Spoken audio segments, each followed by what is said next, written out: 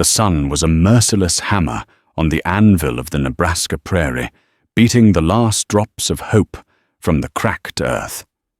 For Josephine Kane, a widow with nothing but a failing wagon and the ghost of a life back in Missouri, the horizon was an endless, taunting line of emptiness. She was 2 days from her last sip of clean water, her destination a fading dream. And then she heard it. Not the cry of a hawk or the hiss of a rattler, but a sound that didn't belong, the weak, desperate whimper of a child. She found him beneath a skeletal juniper tree, a small boy delirious with thirst. And in that moment, Josephine made a choice that would either be her salvation or her grave. The silence of the high prairie was a living thing. It pressed in on Josephine Kane, heavy as a burial shroud. It had been her only companion for weeks, a constant roar in her ears, since she'd left the clatter and stink of St. Joseph behind. Her husband Daniel had been laid in the ground a year prior, taken by a fever that burned through him like a brush fire. 6 months later, their little Maeve followed her tiny lungs, giving out with a sigh that had torn Josephine's world from its axis. All that remained was the wagon, a sway-backed mule named Beatrice, and a desperate, half-mad plan to reach Oregon Territory, where a distant cousin had promised work. But the prairie was a thief.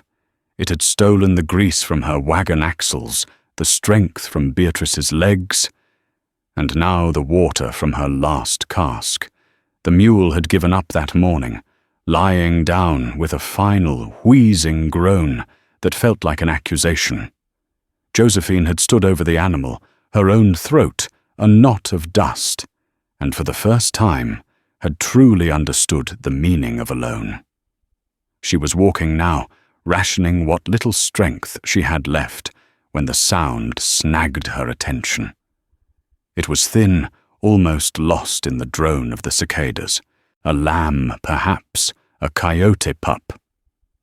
She followed it, her cracked boots stumbling over the baked clods of earth. Under the sparse shade of a gnarled juniper she found him. A boy no older than 5. His face was streaked with dirt and dried tears, his lips swollen and cracked. He wore fine, tooled leather boots, now scuffed beyond recognition, and a once white shirt torn at the shoulder. He was a piece of civilization, dropped carelessly into the savage wilderness. Josephine's heart, a thing she thought had turned to stone, gave a painful lurch. He looked so much like... No, she couldn't let that thought take root. She knelt her own thirst, a roaring fire in her throat. "Hey there, little fella!" She rasped her voice, a stranger's croak. The boy's eyes fluttered open. They were a startling, deep blue, clouded with fever and fear. "Water!" He whispered the word, barely a puff of air. Her canteen. It held maybe half a cup, the metallic, lukewarm dregs she'd been saving for the absolute end. Every instinct for self-preservation screamed at her to keep it. But looking at the child, at the innocent trust flickering in those blue eyes, she saw the ghost of Maeve. To deny him would be to deny her own daughter. She unscrewed the cap with trembling hands and gently lifted his head, pouring a few precious drops onto his lips. He coughed, then drank with a desperate greed that was agonizing to watch. She gave him another sip, then another, until the canteen was empty.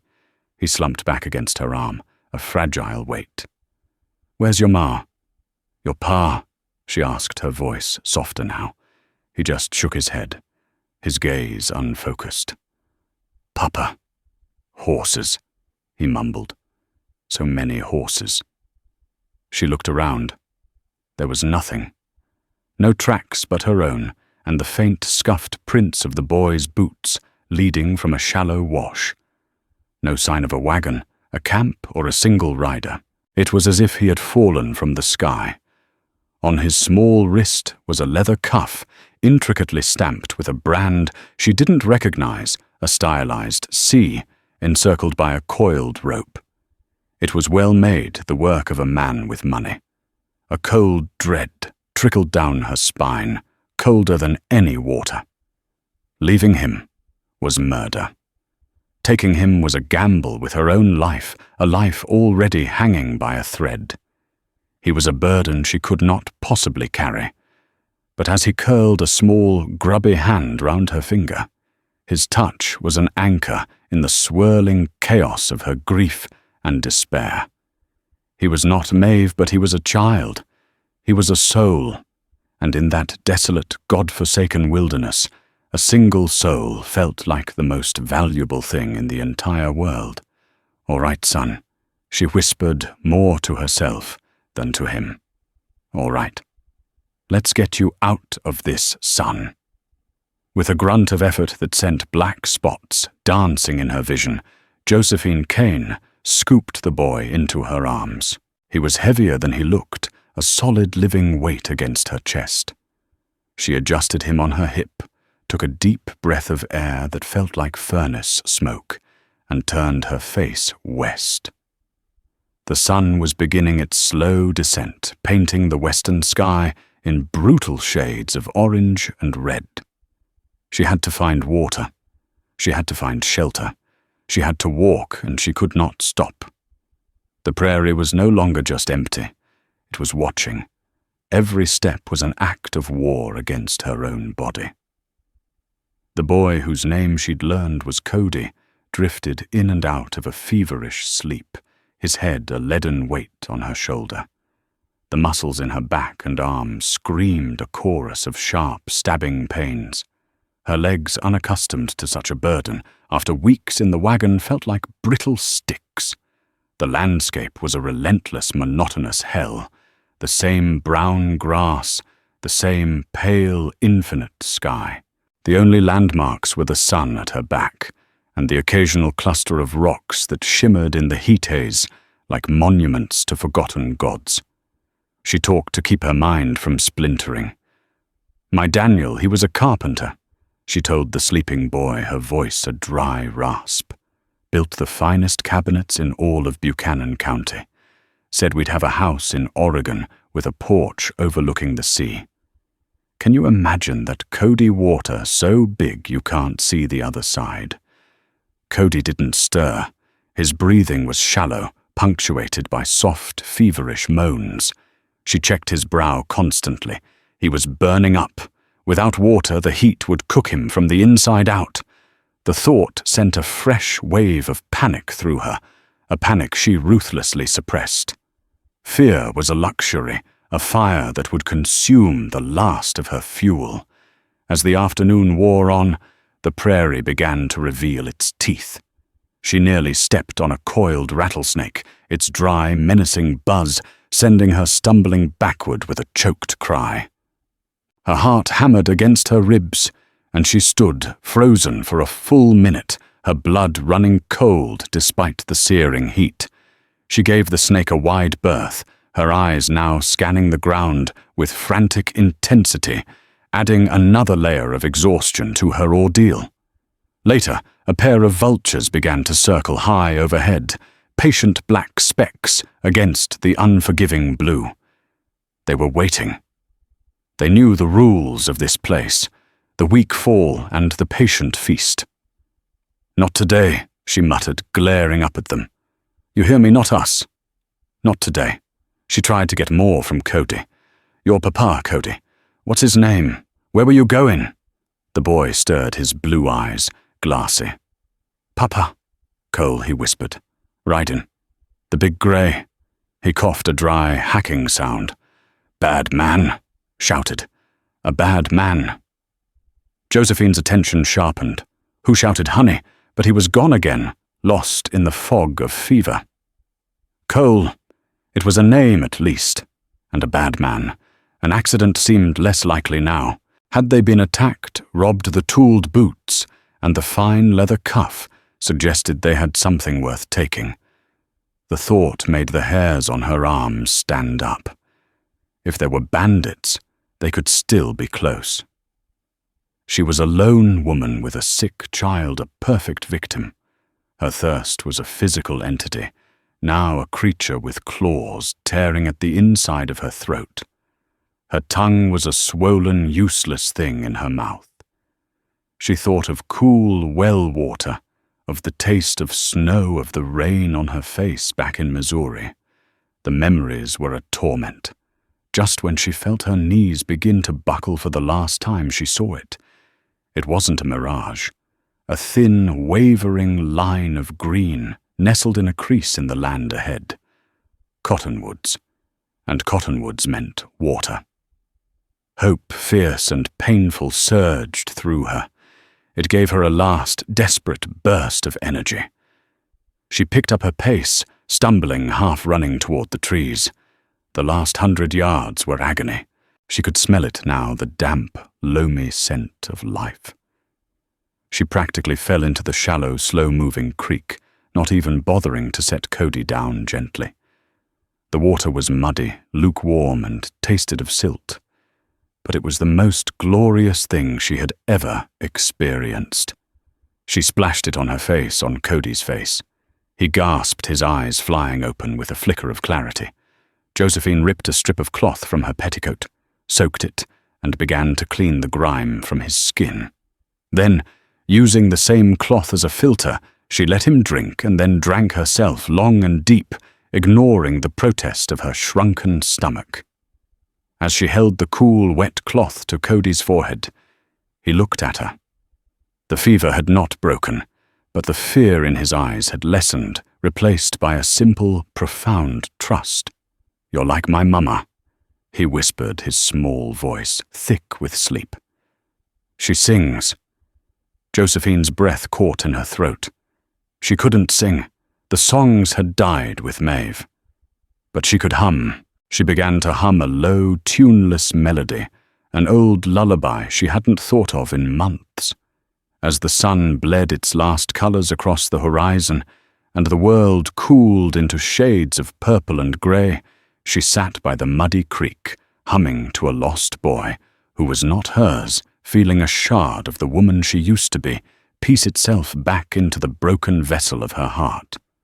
But the coming darkness brought a new kind of fear. The circling vultures had been replaced by the distant yipping calls of coyotes, and the mention of a bad man echoed in her mind. They had water, but they were exposed. They were still in purgatory, and night was falling fast. The twilight deepened, turning the prairie from a landscape into a tapestry of shadows. The creek, their salvation, now felt like a trap.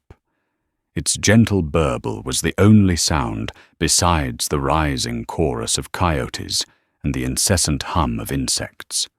Josephine knew they couldn't stay in the open. She scanned the area, her eyes tracing the low ridges that flanked the waterway. A short distance upstream, a jumble of granite boulders formed a small overhang, not a cave, but shelter.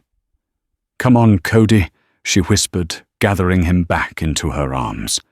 He was a dead weight, now fully asleep. Just a little further. Getting to the rocks was a slow, painful process. Her waterlogged boots slipped on the muddy banks, and every muscle protested the renewed strain. She settled them into the shallow recess, the rough stone at her back, a small comfort. It was cramped, but it hid them from the open prairie. From here she could see the creek and the vast, dark plain stretching out under a sky, now filling with a spray of cold, indifferent stars. She laid Cody down, using her bundled shawl as a pillow. His fever still raged. She made several trips to the creek, soaking her petticoat strip, and bathing his face and neck, trying to will the heat out of his small body. In one of his more lucid moments, he shivered and pressed closer to her. The scarman was angry. He mumbled into her shoulder. Josephine went still. "Scarman, tell me about the scarman, Cody." On his face. The boy's finger traced a line down his own cheek. Yelled at Papa. Said the horses were his. Then Smokey got scared. "Smokey, was that your horse?" He nodded, his eyelids drooping. "He runs fast. A story began to form in Josephine's mind, a grim and ugly one. An argument. A man with a scar. A spooked horse. It wasn't an accident. It was a confrontation. This Cole Cody's father was a man who had enemies. Dangerous enemies. She felt a fresh wave of fear. This wasn't just a matter of survival anymore. She hadn't stumbled upon a simple lost boy. She had walked into the middle of a feud. The bad man, the scarman. He might not have been content with just chasing off the father. He might be looking for the only witness, the son. Her head snapped up at a sound. A snapping twig. It came from across the creek. She peered into the gloom, her heart pounding, a frantic rhythm against her ribs. The moonlight was thin, casting long, deceptive shadows. Was it an animal, a deer coming to drink, or something else? She held her breath, straining her ears. For a long time, there was nothing but the crickets and the water. She was about to dismiss it, as her frayed nerves, when she heard it again, closer this time. A soft scuff, the sound of a boot on gravel. Terror, sharp and electrifying, shot through her. Someone was out there. She gently shook Cody awake. "Cody, listen to me," she whispered, her voice urgent and low. "We have to be very, very quiet. Quiet as a mouse, understand? Don't make a sound." The boy, sensing the terror in her voice, just nodded, his wide blue eyes fixed on her face. She pressed him back into the deepest part of the overhang, shielding him with her body. She wished for a weapon for Daniel's old rifle that she'd sold for flour and salt back in Missouri. All she had were her own 2 hands and a mind racing with panic. She listened, every nerve ending alive. The sounds were more distinct now. A man moving stealthily along the opposite bank downstream from them. He was being careful, but not careful enough. A low curse reached her ears as he slipped on a patch of mud. The voice was a low, gravelly rumble. Josephine's mind reeled. Was this the Scar Man? Was he tracking them? How could he have possibly found them in this vast emptiness? Perhaps he'd found Beatrice the dead mule. Perhaps he was just that good a tracker. She watched the darkness, her body rigid. The man was a shadow among shadows, a vague shape moving against the slightly less black horizon. He stopped scanning the landscape. For a terrifying moment, his head seemed to turn directly toward their hiding spot. Josephine's breath hitched. She could feel Cody trembling behind her. She placed a hand on his back, a silent command to stay still. The man stood there for what felt like an eternity, a silent, menacing statue in the moonlight.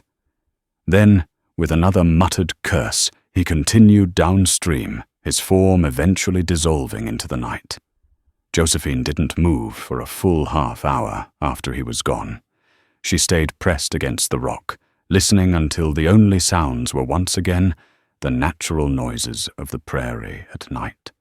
The immediate danger had passed, but the knowledge of it lingered, a poison in the air. She wasn't just a rescuer anymore. She was prey. The man wasn't just looking for a lost boy. He was hunting. And she and Cody were the prize. The darkness no longer felt empty. It felt full of eyes. And the name she had learned, the name that had brought this trouble down upon them, echoed in her mind. Cole. Whoever he was, his name was a brand of violence, and she and his son were caught in the middle of its fire. The dawn seemed a very, very long way off. The moon climbed higher, a cold silver disk that offered no comfort. It illuminated the prairie in a ghostly, pale light, turning the familiar shapes of grass and rock into alien forms. Every shadow seemed to hold a threat. The man was gone, but his presence lingered like a foul smell. Josephine knew he wouldn't give up easily. He'd follow the creek, the only source of water, for miles. Sooner or later, he would either find their tracks or double back. Staying put was a death sentence.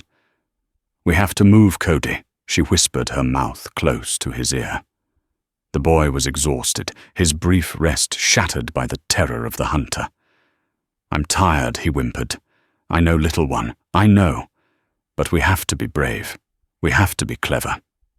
She forced a confidence into her voice she did not feel. "We're going to play a game. It's called Ghosts on the Prairie. We have to move without making a sound and without leaving any tracks." She hoisted him onto her back this time, fashioning a makeshift sling from her shawl so her arms would be free. It was an awkward, painful arrangement, but it was better than carrying him in front. She needed to be able to see, to react. Her plan was desperate and simple. They would leave the creek. The hunter would expect them to follow the water. Instead, she would cut directly west, back into the dry, open plains. It was a suicidal gamble, leaving a known water source to march into a parched wilderness, but it was their only chance to shake the man who was hunting them. She filled her canteen and drank until her stomach ached, forcing Cody to do the same. It might be the last water they saw for a long time. To hide their trail, she waded into the middle of the creek, walking upstream for 50 yards, before climbing out on a large, flat slab of rock that wouldn't hold a footprint. Each step was a calculated risk. From the rock, she moved into the tall grass, trying to step where the ground was hardest. The moon was both her enemy and her only friend. It exposed them, made them a clear target against the flat landscape. But it also allowed her to see, to pick a path to avoid the treacherous gullies and patches of prickly pear that littered the ground. Cody, sensing the grim reality of their game, was perfectly still and silent on her back. His small arms were wrapped tightly around her neck, his cheek pressed against her hair. His fear gave him a renewed strength, a quiet compliance that broke Josephine's heart. An hour passed, then 2. The world was a monochrome nightmare of silver and black. Josephine's body screamed in protest. Her shoulders felt as if they were being torn from their sockets. Her feet were a mass of raw blisters inside her boots, but she kept moving, driven by a primal instinct to protect the child on her back.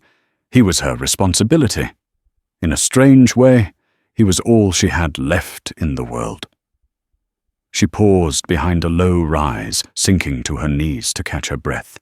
She scanned the land behind them, her eyes tracing the long, dark line of the creek bed. And then she saw him. A lone rider silhouetted against the moonlit horizon. He was on the ridge across the creek, sitting perfectly still on his horse, a rifle held across his lap. He was too far away to make out his features, but she knew, with a certainty, that chilled her to the bone, who it was. The hunter. He was looking for them, his patience that of a wolf. He hadn't been fooled.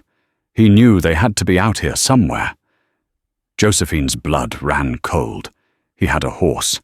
They were on foot. It was no longer a game of wits. It was a race they could not possibly win. If he saw them, he would run them down in minutes. She slid back behind the rise, her breath coming in ragged gasps. Panic, cold and sharp, threatened to overwhelm her. She fought it down, forcing herself to think. He was on the far side of the creek. He'd have to ride down, cross the water, and then pick up their trail. That would take time. But how much she looked west. The land rose gradually toward a series of low, broken mesas, dark shapes against the star-dusted sky. It was their only hope for cover. It was miles away, an impossible distance. But they had to try. "Hold on tight, Cody." She breathed the words lost in the wind. She got to her feet and began to run. It wasn't a graceful run. It was a clumsy, stumbling, shuffling gait, fueled by adrenaline and terror. She fell, scraping her hands and knees on the hard-packed earth, but scrambled up again, ignoring the pain. Cody clung to her like a burr, his small body jostled with every jarring step. The rider disappeared from the ridge. He was coming. The prairie was no longer silent. Now all Josephine could hear was the frantic pounding of her own heart, the rasp of her own breathing, and the thundering of hooves that she imagined, or perhaps truly heard, growing ever closer behind them. The hunter's moon shone down, lighting their desperate flight, and she knew, with dreadful clarity, that they were running out of time. They were running out of darkness. They were running out of world. The mesas that had looked like a sanctuary from a distance were up close, a labyrinth of treacherous rock and shadow. Josephine scrambled into the first narrow canyon. She could find her lungs burning as if she'd inhaled hot coals. She collapsed behind a towering spire of sandstone, gently lowering Cody to the ground. They were hidden for the moment, but they were also cornered. The silence here was different from the open prairie. It was a deep, resonant quiet, broken only by the whisper of the wind as it snaked through the rock formations.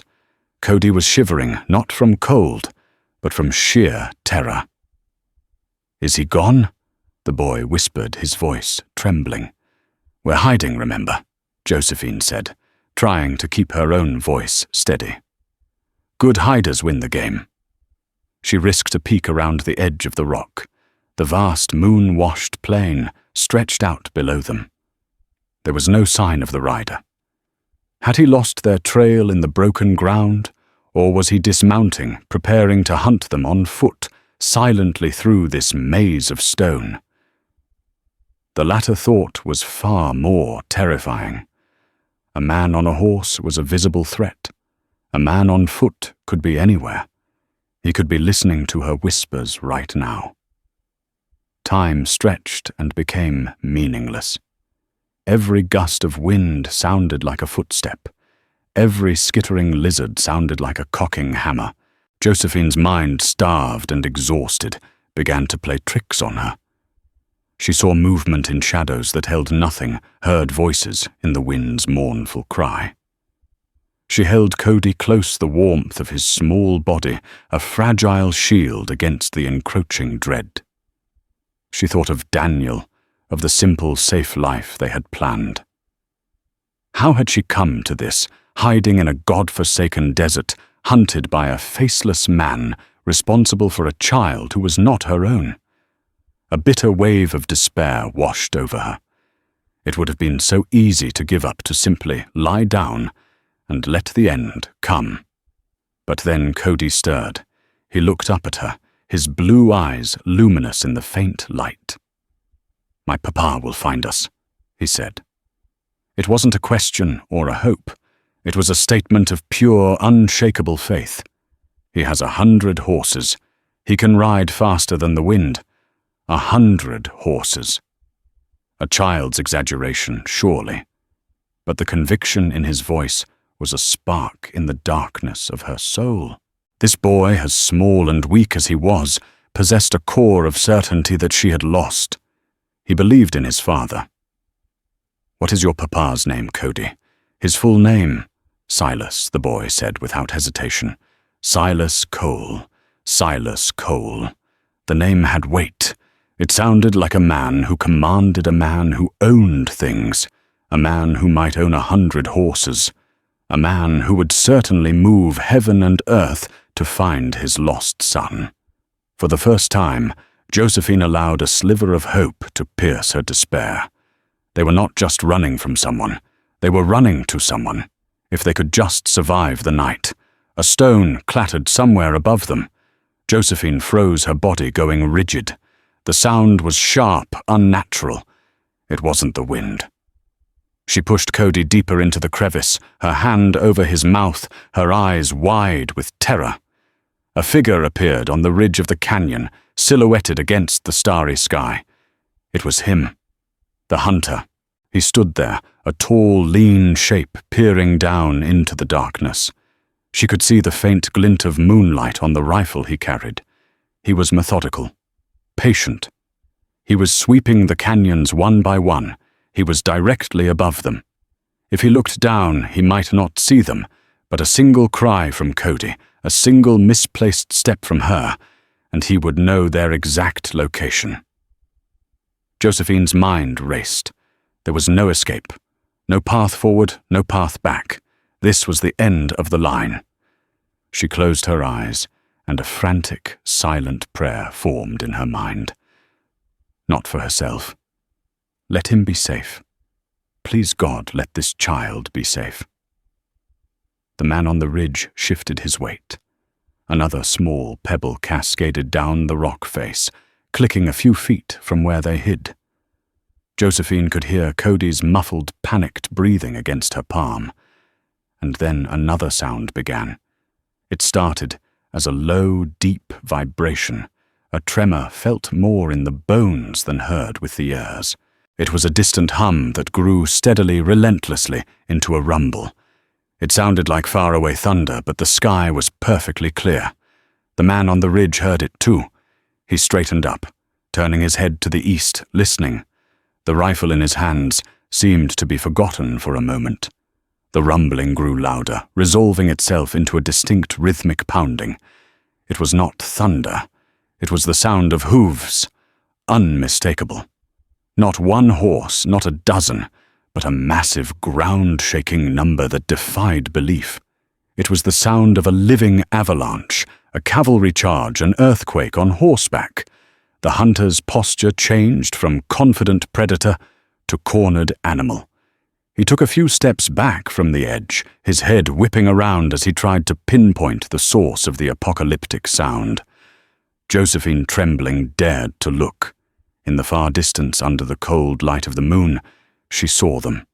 A cloud of dust, vast and boiling, rising from the prairie floor, and pouring out of that cloud was a wave of darkness, a living tide of horses that stretched from one end of the horizon to the other.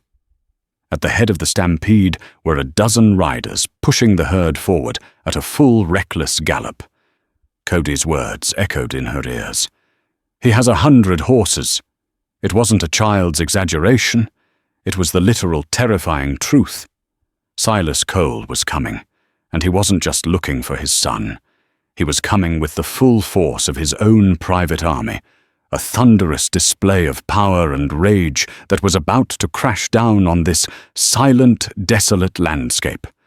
The hunter had become the hunted. The ground itself seemed to tremble.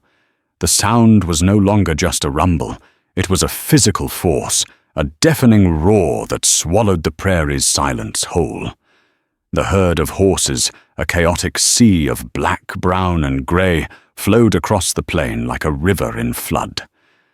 They were a force of nature, their collective power awesome and terrifying. The scar-faced man Josephine could see, the pale slash on his cheek now as he turned in panic, was trapped. He scrambled for his horse, which was rearing and pulling at its reins, terrified by the approaching thunder. He managed to get a foot in the stirrup, but it was too late. The lead riders broke from the herd, fanning out as they approached the mesas.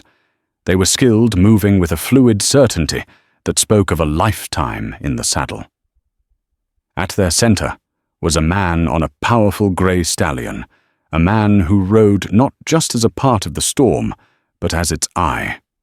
He was tall, broad-shouldered, and even from a distance, he radiated an aura of absolute, unyielding authority.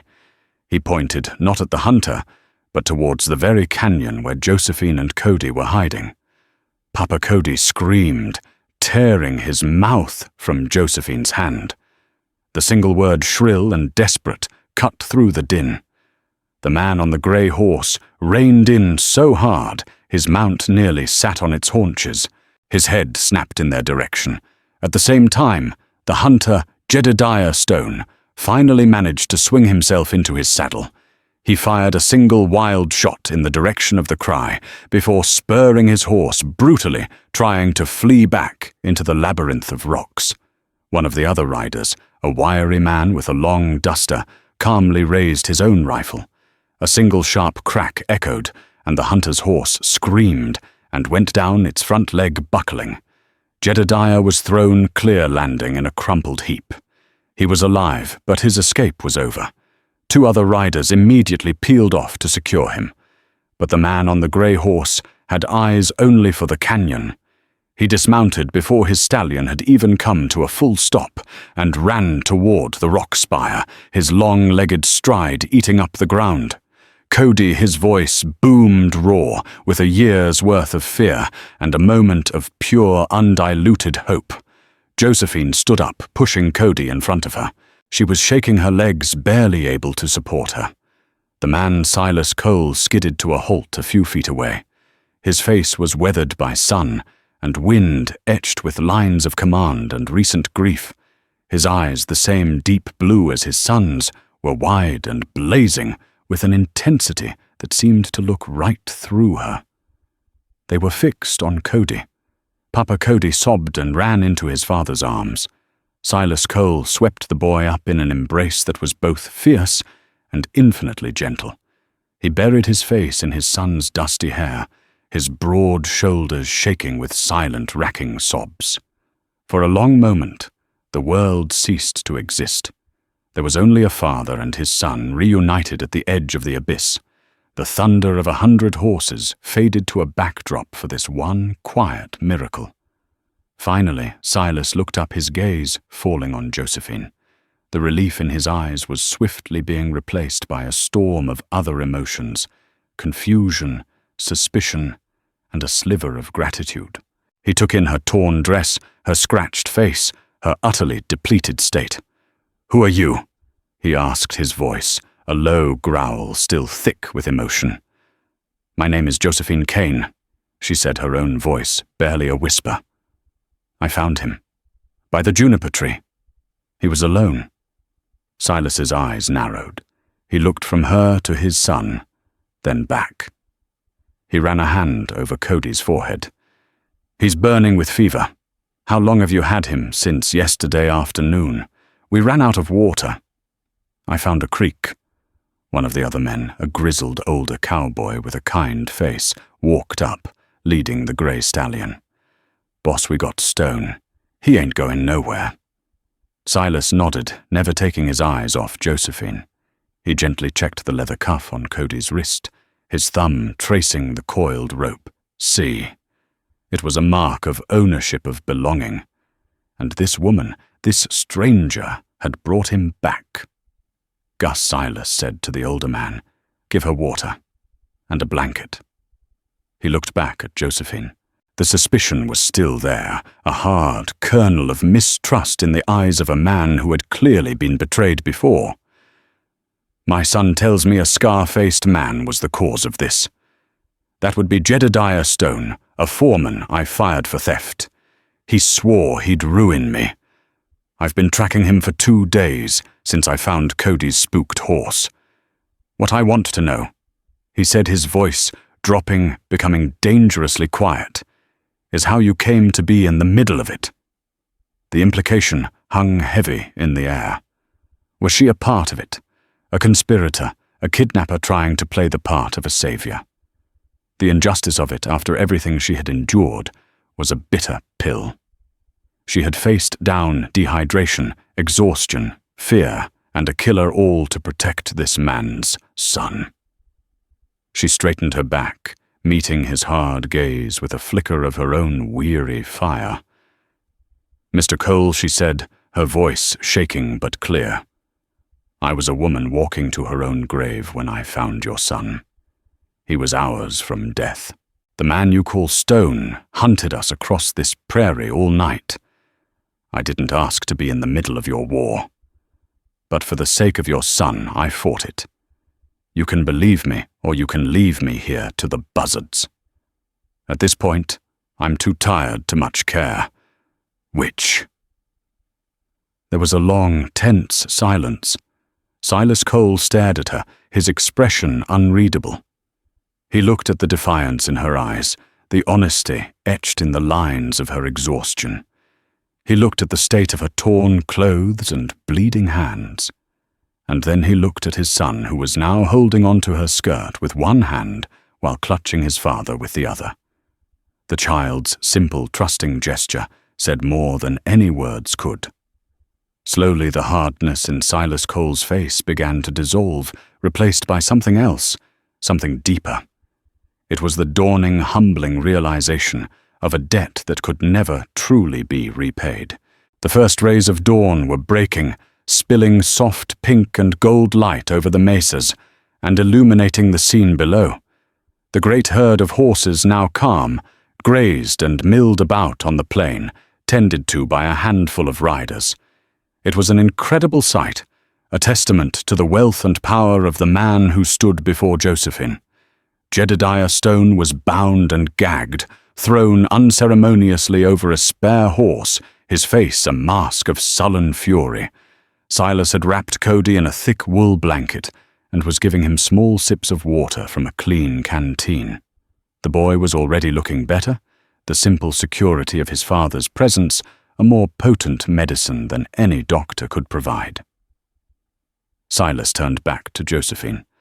Gus, the kind-eyed foreman, had given her a blanket and a canteen, and the cool water was slowly bringing her back to herself. Mrs. Kane Silas began his tone, stripped of its earlier suspicion. It was now quiet, heavy with sincerity. "Forgive my manner when a man's child is taken. The world turns dark. You see enemies in every shadow." Josephine simply nodded, too weary for words. "You saved him?" Silas continued, looking from her to the sleeping face of his son. "That is a fact that stands above all others. I am in your debt." He paused, his mind clearly working. "I can pay you. Gold. More than enough to see you to Oregon and buy a dozen plots of land." Josephine looked at the man, at his immense fortune, spread out before her in a sea of horse flesh, and felt an unexpected emptiness at his offer. Gold couldn't replace Daniel. It couldn't bring back Maeve. It couldn't erase the scars of the last 2 days or the lonely years that stretched ahead of her. "I didn't do it for gold. Mr. Cole," she said quietly. "When I found him, I was a woman who had lost everything. My husband, my child. I had nothing left to live for. Your son, he gave me a reason to take another step. And another one after that. That's a debt that flows the other way." A flicker of understanding, of shared grief, passed through Silas's eyes. For the first time, he was seeing her not as a complication or a stranger, but as a person. A woman who, like him, knew the shape of loss. "I have a ranch north of here on the Sweetwater River," he said, changing his approach. "It's a big place. I need a cook, a governess for Cody now that she's gone." The words were clipped, hinting at a tragedy he did not wish to elaborate on. "The work is hard, but the pay is fair. There's a cabin for you, a place to be safe. It's not Oregon, but it is a new start." Josephine looked at Cody now, sleeping peacefully in his father's arms. She looked at the vast, unforgiving prairie that had almost claimed them both. The thought of continuing her journey alone, of facing that endless horizon once more, was unbearable. Here was an offer not of charity, but of purpose. A place. A role. A chance to watch the boy she had carried across purgatory grow up safe and strong. It wasn't the life she had dreamed of with Daniel, with its porch overlooking the sea. The sea was an ocean of grass, and the house was a simple cabin. But perhaps she thought dreams could change. Perhaps they had to in order to survive. A small smile, the first she had felt in over a year, touched her lips. "I think I would like that, Mr. Cole," she said. He nodded, a gesture of finality and respect. "Gus," he called out, "find a gentle mare for Mrs. Kane. We're going home." As the sun climbed fully into the sky, the great procession began to move. Josephine, riding a steady bay mare, was placed near the center of the group, with Silas and Cody beside her. The 100 horses fell in behind them, a moving, living river of wealth and power. As they rode north, leaving the dark mesas behind, Josephine Kane looked out at the endless prairie. It no longer looked like an enemy. It looked like a beginning.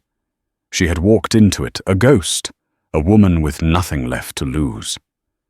But she was riding out of it, a survivor, a protector, a woman who had carried a lost child across the plains, and in doing so, had finally found her own way home. The journey to Silas Cole's ranch took another full day, but it was a world away from Josephine's desperate solitary trek.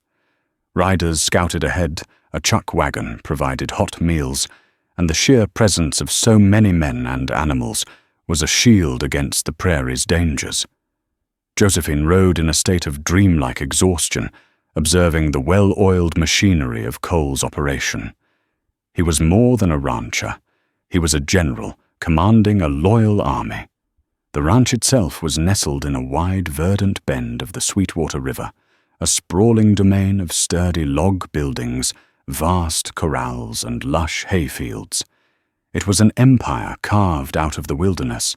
Smoke rose from the chimney of a large main house, and the sounds of blacksmiths, whinnying horses, and shouting men filled the air with a vibrant energy that was the polar opposite of the deathly silence she had grown used to.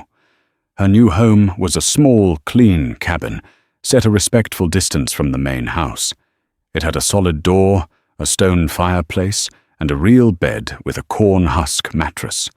To a woman who had been sleeping on the hard ground, it felt like a palace. Gus helped her with her meager belongings from her abandoned wagon, which a few of the men had been dispatched to recover. The first few weeks were a period of quiet adjustment. Josephine's hands, raw and blistered, slowly healed as they found new purpose in kneading dough, tending the vegetable garden, and mending Cody's clothes. She moved through her duties with a quiet efficiency that the ranch hands, a rough but decent lot, quickly came to respect. She was Mrs. Kane, a figure of quiet authority in the domestic sphere of this overwhelmingly masculine world. Her primary charge, however, was Cody. The boy recovered his physical strength quickly, but the terror of his ordeal lingered in the shadows. He was prone to nightmares, waking with shrill cries calling out about the scarman in the dark. Silas, a man of immense presence and power, was surprisingly helpless in these moments. His attempts to comfort his son were gruff and awkward, his large hands seeming clumsy as he patted the boy's back. It was Josephine who found the key. She would sit by Cody's bed, not speaking at first, simply being a calm presence in the room. Then she would begin to hum the same tuneless lullaby she had used at the creek. The simple, steady sound would cut through his fear, grounding him, and he would eventually drift back to sleep, his small hand clutching her own. Silas often stood in the doorway during these episodes, a large, silent figure, cloaked in shadow. Josephine could feel his eyes on her, and in his gaze she saw a complex mixture of gratitude, sorrow, and a deep, unspoken pain. He was a man who could command 100 horses and 12 hardened men, but he could not mend the bruised heart of his own child. He was watching her succeed where he had failed. One evening, after settling a particularly restless Cody, Josephine walked down to the riverbank, needing a moment to herself. The setting sun painted the water in hues of orange and deep purple. The constant ache of her own loss was particularly sharp tonight. Seeing Cody's trust, his affection was a balm to her soul, but it also reopened the wound left by Maeve. She didn't hear Silas approach.